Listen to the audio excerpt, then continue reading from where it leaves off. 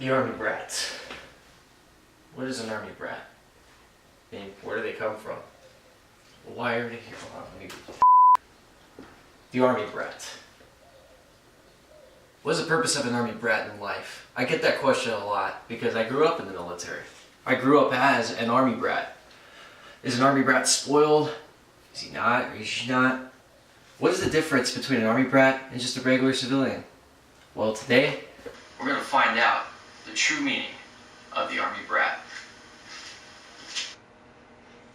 Hey Troy, come in here. Come in.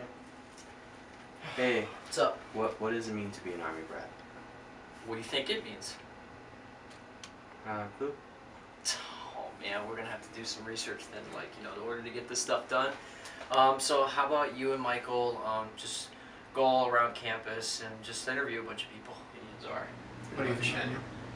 That sounds like a I plan. think that'll work, right? Let's do it, yeah. Awesome. Go. Are you ready? I am kind of ready. That sounds good. I'm never really ready for this shit. I actually have an appointment for my classes, so and I'm kind of late because I just went out of class. I'm sorry. Okay, cool. No, thank you. Man, I feel stupid. Nah, that's how you're gonna feel.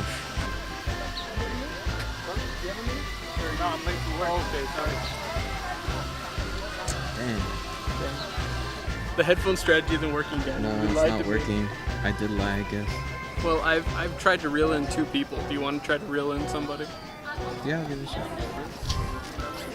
I'm working on a school documentary. We're talking about, it's a documentary about Army brats. Awesome. So just to start off, can you just tell me your first and last name and spell it out for us? My name is Sebastian Brown. I'm Alessandra Valenzuela. I'm Stephanie Shapiro. My name is Zolliver Nelson Jr. What do you think an Army brat is? An Army brat, it's like a son or daughter of from the Army that travels a lot because of their parents. That's what I think it means. I think an Army brat is someone who's raised in a military family and tends to move around for most of their developing years. And they have to adapt to different environments that they're moving to, so different schools, different lifestyles. I just know it has to do with kids whose parents are in the military and they move around a lot or something like that. They go to different schools all the time. Yeah. And do you know anything? No, I don't know what Army brats are. I think of guns, beer, hunting, Walmart. I think of strict parents, and they're probably raising their children a different way than a normal not normal, no one's really normal, I guess, but than a different kind of family would. Yeah. Confederate flags. You get benefits? Yeah, benefits and You marry young. yeah, a lot of them marry younger and You save the country. yeah, and you move around a lot more. You're not really in the same place for a long time. And then some families, people get deployed and then they have to deal with that.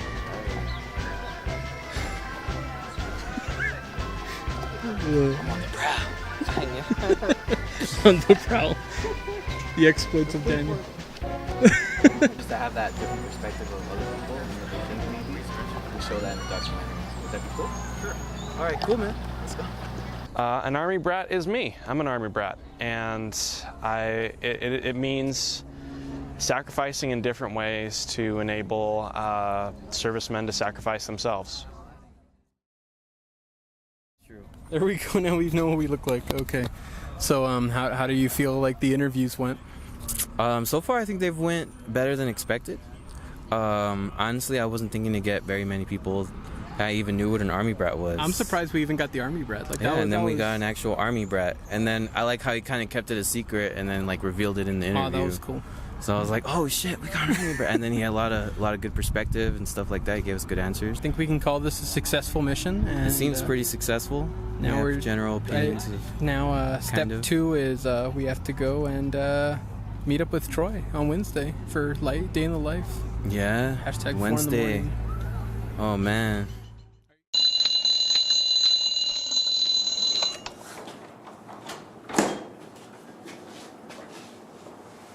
going on, guys? Yeah, man. Not much. It sucks, huh? This is my life every day, guys. Hey, man. This is my life. Yeah, I just got up, ass cracked darn. So most of this day is probably going to be rough for you guys. So you guys would be just like driving me on my way. My way to Utah. And I'll just drive you back pretty much. You guys get to film like the different platoons. Just as long as you stay away for like a certain distance, you should be good. All right. From the main. We can do that. So right now, we're on my way to PT. It's the same grind every day. I'm pretty used to this all the time. And see, as a military brat growing up, I got used to waking up early in the morning, so this is all just standard to me. So I'll get it kicked off basically where I'm from, like since you guys are affiliated. So I grew up, you know, with just my mom, my dad, and my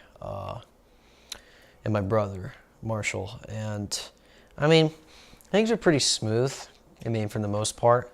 My brother was, you know, me and him always fought on some type of a level. We never got along very well.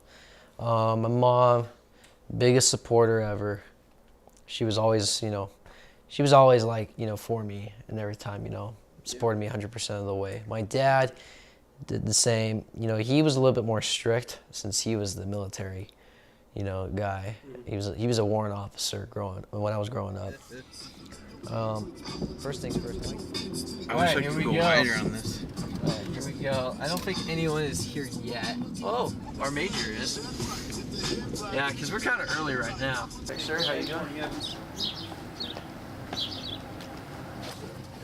What's going on, sir? This is a documentary crew we're going to be filming today. What's up? Yeah, so right over here, this is like our main hall, pretty much. Like this would be the cadre quarters, and that room over there would be the lounge. Everything. And actually the UTEP rifle team is here as well, so they share their own little corner if you guys want. This is like basically where everything is at. So this is our cadet lounge, and this is like where we chill, hang out, like who's doing what for PT. Obviously I'm not on the list because I can't be tasked out. We also have a battalion running the first next week. One company. Alright, so I'll be this way. Okay. Alright, so cool. My brother, I guess the biggest confusion was the lingo, you know, the jargon, the military jargon. So my brother would come back like all the time and he would say things like, oh, the D-Lab and the FTX and the CTC, and I'm like, what the fuck are you saying? Like, can you just speak English? When you grow up, there's a way that we talk in a certain perspective. Sometimes we use acronyms a lot, and I use it a lot too. Sometimes I forget that they're not military. Sometimes when I talk to my civilian friends outside of Fort Bliss, for example, I tell them all these different acronyms, and they're like, "What's that?" Oh yeah, you know. Sometimes it clicks in my head. It's like, "Oh, that's right, you're not," you know, because I'm so used to that environment. It's crazy.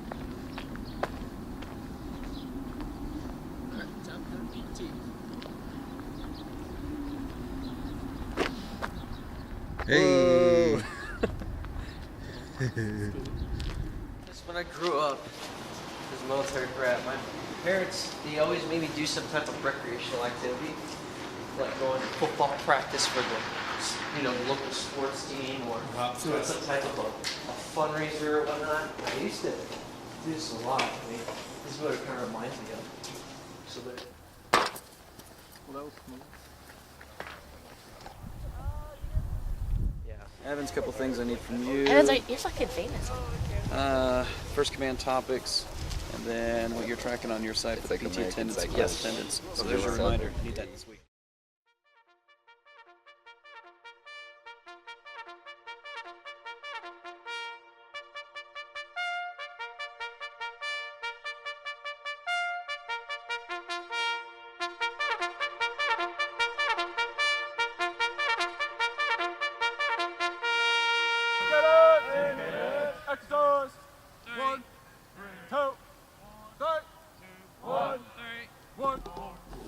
Military brats,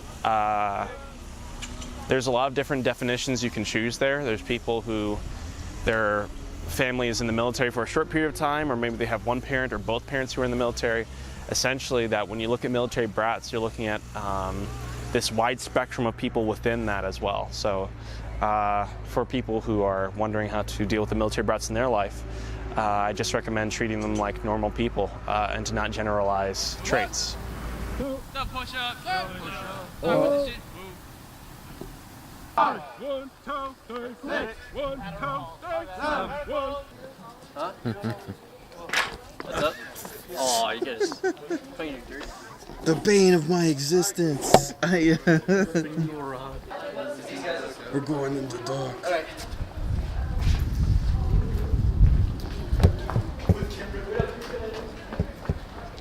I hope I don't bust my ass.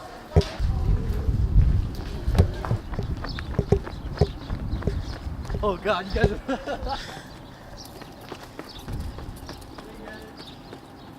So I was an Army brat. My dad was an infantry officer, and that's honestly a pretty tough lifestyle because when you have a parent in the Army, it's basically like the entire family's in the Army. We didn't stay anywhere other than El Paso for more than 3 years, I think, so it was really hard to make relationships with anyone that we met. Also, he deployed about, I'd say 5 or 6 times for about a year, so when that happened, put a lot of responsibility on my mom. Me and my older brother was taking care of my little brother and sister. And so honestly, that's kind of the main reason for why I originally didn't want to join the Army. Just seeing how hard that lifestyle was. Just made me not want to do it, but then eventually just seeing like everything that my dad did, everything that I stood for and how proud I was of him, that's why I eventually decided to join. Kids, if you're going to a civilian school or there's civilians in that school, they just tend to, they don't know anything about it, so the unknown always causes someone to, I don't want to say make fun of it, but they will, if they don't understand what the military life is about, they just tend to, give that person a hard time. One misconception is the privilege that comes with it, because it is of course a privilege, but it is also to uproot yourself every few years and to be in areas that are potentially dangerous. I lived in the alt-right center of Italy. I played board games with a neo-Nazi and narrowly avoided serious danger. I was told to stay off the streets. I've been in places where my life has been at risk. And I think that's one part of sort of the glamorous section of military life that a lot of people don't realize. You get massive opportunities, but there's also a lot of danger as well, which is part of why military brats do build up self-defense mechanisms to deal with that dissonance. No matter if you grew up Air Force, you grew up Navy, you grew up Marines or Army, you get the same result. Like she made a lot of friends. I made a lot of friends growing up, and we've all, it's adaptive. We all adapt to this new environment, and it's like we treat it like a new place. And it's sad because it's sad when you had a friend that moves out because their dad PCSs, when they have like hail and farewells, and it's very sad. To see them go, and it makes you miss like what you have at home. Like sometimes you take it for granted. Like I don't know about you guys, but like there's days where I wake up and I feel like I'm a robot. Like I don't know. Like I just go through everything. It's the same day. Like I wake up, I go to PT, I go to my apartment, I eat, I go to class, I get home, I do homework, and then I go to CrossFit. I go home, I sleep. Same thing over and over and over. Cut it to the conclusion. There's no really setback other than moving, pretty much, because at the end of the day, we're all the same.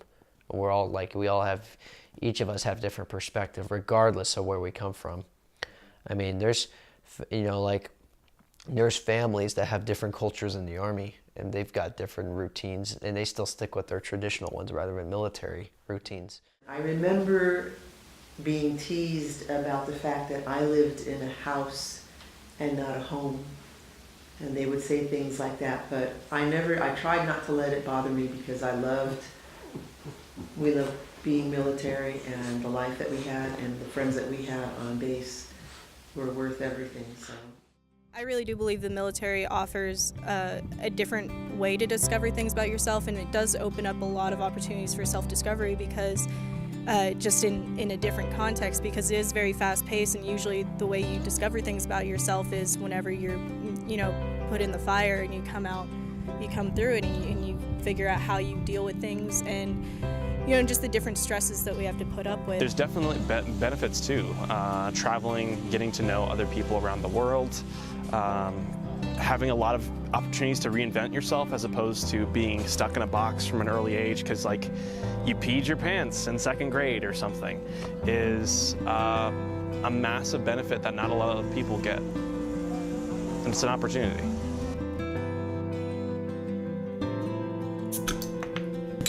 I think one of the things I kind of learned from the whole experience was just that with us, we still have a little bit of a sense of like, there's my work life and then there's my home life, Yeah.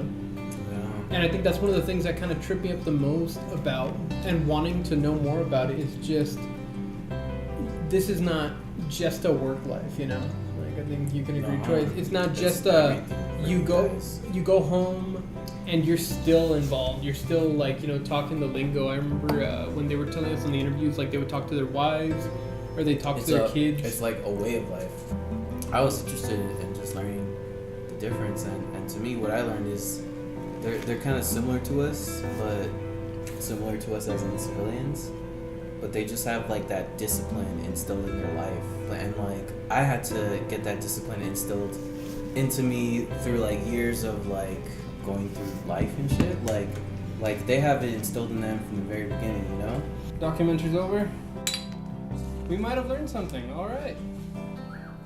Troy, you're not gonna. I was like, where's my beer? You took my beer bottle. Yeah, well, all right. I was drinking part of it, so.